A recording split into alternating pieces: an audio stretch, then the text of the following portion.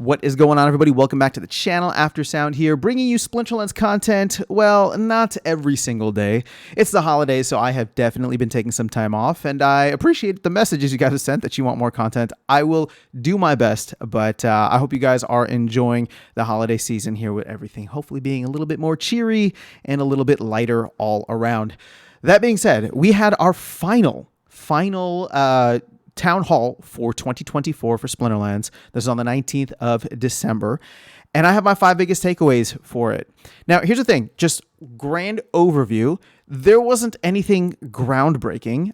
It seems as though, the team had their final release early December, for final maintenance release in early December. And, obviously they're taking a break, well-deserved. Shout out to the team.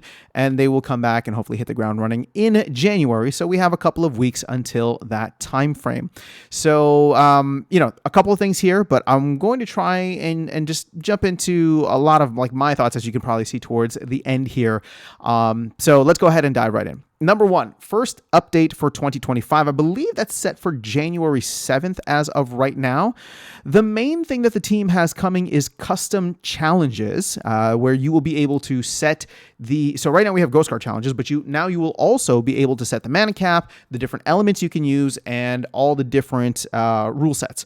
So that's going to be really fun. It sounds like there will be a small fee, which I was actually, not that they got it from me, but I was recommending that they probably implement a small DEC fee, and maybe that's a burn or it goes to the team, whatever the case is, just so that it doesn't get exploited. But it's cool because the team has mentioned that they want to give some benefits to SPS stakeholders and Rooney holders. So if you have a Rooney, or I believe the number was 50,000 SPS staked, again, that might all be subject to change. If you have either of those, you will be able to get these challenges for free. So if you have investment into the ecosystem or a Rooney, which they're trying to give more advantages to Rooney, which I think is awesome and long overdue, honestly. So I think this is gonna be fun. With streamers, with everybody, people will just have a good time with it, in the way that we do a lot of random challenges already. But now you'll be able to throw in some random ass rule sets, really have some fun with it. And I am looking forward to doing that whenever we have some boring or slow times on stream, if people want to send them over. So should be a good one. That's really all that they had. I shout out to Investigator. He listed a bunch of different things, and I just, that was the main thing that I latched onto. Now, he did say that they may have other stuff, but it didn't sound as though, the survival mode that we have all been waiting for. Me so much, but it does not sound like that will be ready for that. I'm hoping it'll be ready by the end of January, though, because, they want to just put this out bare bones, see how it is. And I actually just kind of want to see how it goes, too. I really have no idea what to expect, but I appreciate the fact that the team is going to be hyper vigilant about making sure there's no exploitation or botting or extraction or whatever the case is. Let's see what it is, as Matt said, without putting any kind of sensors on there, without putting any kind of dampers on there, and see what the reaction is. And then from there, I think the team has actually been really good this year. If you have any concerns or doubts, I would highly recommend just doing a deep reflective look at this year and seeing how the team has quickly pivoted and adjusted to things within a couple of weeks, which I think is phenomenal. So, considering the size and scope of what they have going on. So I'm really not worried about that. I hope that we do get it early, and hey man, if they're able to deliver it on January 7th, the new year is going to be off, or start off with a bang. So that's the first main update, or that's the first point of the first update. So number 2. There was talk about a training set with underpowered cards. Now, Yabamat did talk about this on the People's Guild podcast as well, which came out a couple of hours before the Town Hall. So shout out to Bjangles and Hep and People's Guild. Make sure you guys go check out that episode. I actually am still only about a fourth of the way through, so I need to finish it. But there was a discussion there, and then Matt did follow up with that during the Town Hall about a training set. So the free-to-play folks will have a card set that will be available to buy, I believe, with Glint, right? So you'll be able to earn packs, open packs, level up cards. And the idea is that these cards are not going to be competitive at the highest level. So think of it was just okay, let's say a card is semi-competitive, or it's just a random common card. What they would do is maybe double the mana, right? So usually hey, at 4 mana, this card would be average. but they make it 6 or 8 mana so that it's not something that you would choose to use over some of the other cards that you could get in Chaos, Rebellion, or upcoming Conclave Arcana. That's my understanding, right? They're gonna be underpowered in that sense, but what they offer is for anybody that wants to come in and have a completely free to play experience. Now they will be able to go buy packs, right? With Glint, all this stuff will be soulbound, right? Buy packs, get that dopamine hit of opening packs, understand the concept of leveling up cards, do this all without spending a penny, a dollar, a DEC, or an SPS. They'll just be able to do it with an email address. And that should, I believe, right? That should start to get the the motors running for a lot of folks that really get addicted to that kind of feedback loop when it comes to gaming. And then it's like, okay, I understand what this game is about. Matt was even saying like maybe these cards will be competitive in like Bronze 3 or Bronze 2. So like these players will be able to come in and start earning something with the cards, right? But again, you're not earning much down in Bronze, right? You're playing against the starter bots, and if you're going up, if you have a leveled up deck with these underpowered cards and you're playing against level 1, or just like not starter cards, but like level 1 or novice cards, you should be able to be semi-competitive is I think the thought, so that they'll get this taste of winning, this victory, and slowly and steadily maybe earning some things if they choose to buy the spell book and get some SPS and all that, right? So it's a nice like steady progression that I like that they're building, where it's not like, hey, you got to come in, spend $10 and then a bunch of money on SPS and cards. Now they're really creating this nice funnel from the top, and then this step-by-step progression of getting into the addictive feedback loop of this game, right? Without having to spend $1. Because once there's a proof of concept for you, like as a player, that you like this stuff, that you understand the game and the meta, well, then you'll start looking around being like, oh, you know what? I keep getting beat by this card. I understand what's going on now. I want to be more competitive. So let me go ahead and buy XYZ card, right? Or I'm going to buy some packs, or I'm going to do whatever.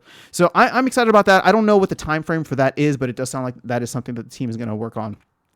Okay, number 3. This is actually a big one because it's been quite a concern for a lot of. Let me put it this way: a lot of folks have voiced this as a concern. I agree with it wholeheartedly that guilds have just gotten the shaft completely for a bunch of other things, right? Survival mode, LAN, and whatever the case is, you name it, or new player experience, like all that stuff has superseded guilds, and I do genuinely think guilds are not just a nice to have, but really necessary for new players, because when I joined the game, a lot of what made me stick around was jumping into a guild and having fun with it and like meeting a lot of different people, right? I eventually met Darkest Night because, he invited me into his guild, and obviously from there, the rest is history. So I would say that a guild focus after Q1 is really important, right? The team, Matt said that the team had a meeting recently talking about, hey, what does the rest of 2025 look like after Q1? Because keep in mind, there's like 6 projects that they're trying to get out in Q1, which is like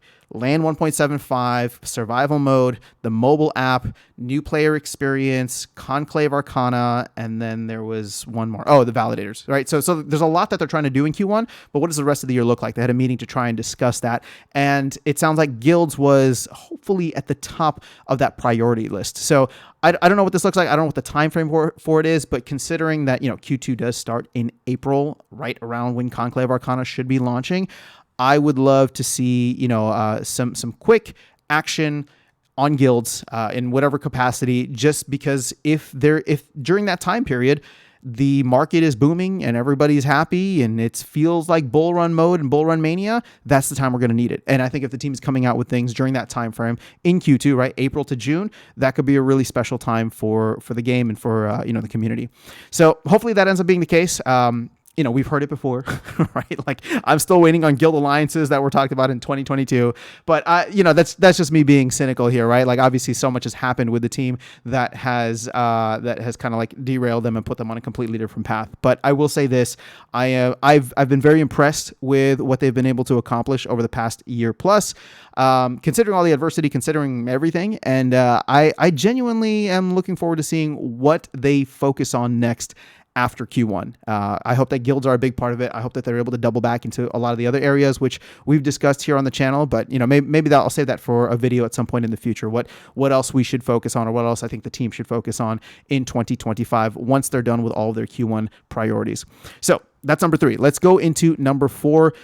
I think this was even a point in the last one, but Matt reiterated again or reiterated it again about everything just being set up better for a 2025 bull run. And when you consider, the last town hall, and therefore my, five biggest takeaways happened like mid-November. So it was like shortly after the election. Obviously there was a lot of bullishness. Bitcoin was starting to pump. It had not crossed 100K yet. And there wasn't all of these other different, narratives and things that were going on around crypto at that time that have come up over the past month.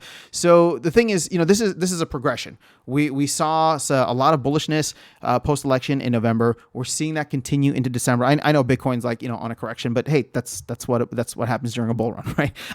I'm still waiting for the 30% correction that pushes us down into the 70K range, which it's not impossible, right? But if that happened, y'all would be freaking out. But I'm very much looking forward to seeing what 2025 does look like, and to just kind of hammer this point home. I don't try to push you guys to other content, but that stream that I did with Matt earlier this week, the live stream I did with Matt, the non-Splinterlands live stream, I think covered a lot of this and why both he and I are very bullish on what is to come in 2025. Because we weren't talking about Splinterlands for like 90% of that. We were talking about just the regulatory environment. We were talking about the macro setup, right? It's just... There's a lot of really interesting things for the people here who are either just here for the gaming or just here for Splinterlands or crypto. Like there's a lot of stuff that's going on that I think is really interesting. And on the macro level, the environment looks fantastic. On the micro level, I do believe that the team is in a much better place. Matt has talked about that they're in a position or a better position now to take in whatever happens versus 2021, and really take advantage of whatever whatever kind of like bullish momentum comes our way.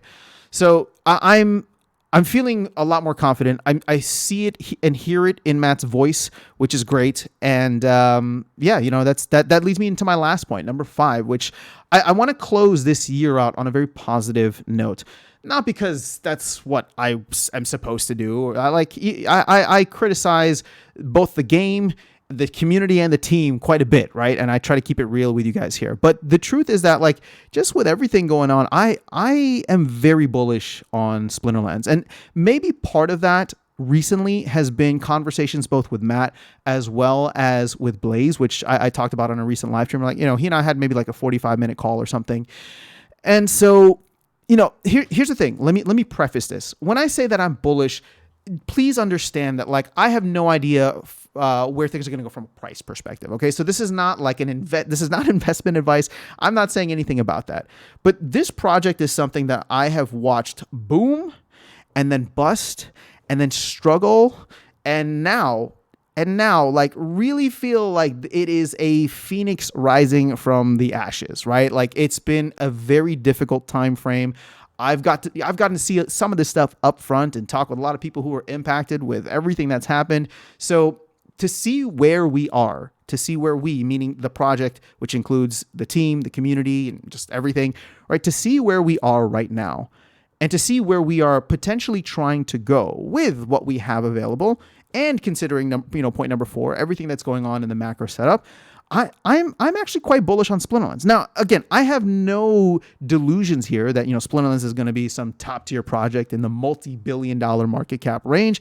Again, I would love for this video to be so wrong. I would love for people to clip this in 2025 and be like, oh my gosh, look, SPS hit a $4 billion market cap and it's competing with Prime and Illuvium and all these other top tier projects. Like, yeah, that would be freaking awesome, right? That would be awesome. And that's the one thing I would love most to be wrong about. But I'm just bullish on Splinterlands overall and for the long term, because now we really do have things set up in a right way. And actually, I'm going to go back to number 4. One of the things that Matt talked about, one of the major changes between this time frame and last bull run, is the fact that the economy is designed in a way where it gives back to the holders, right? There was so much demand for DEC back in 2021, but DEC was just being printed out of thin air.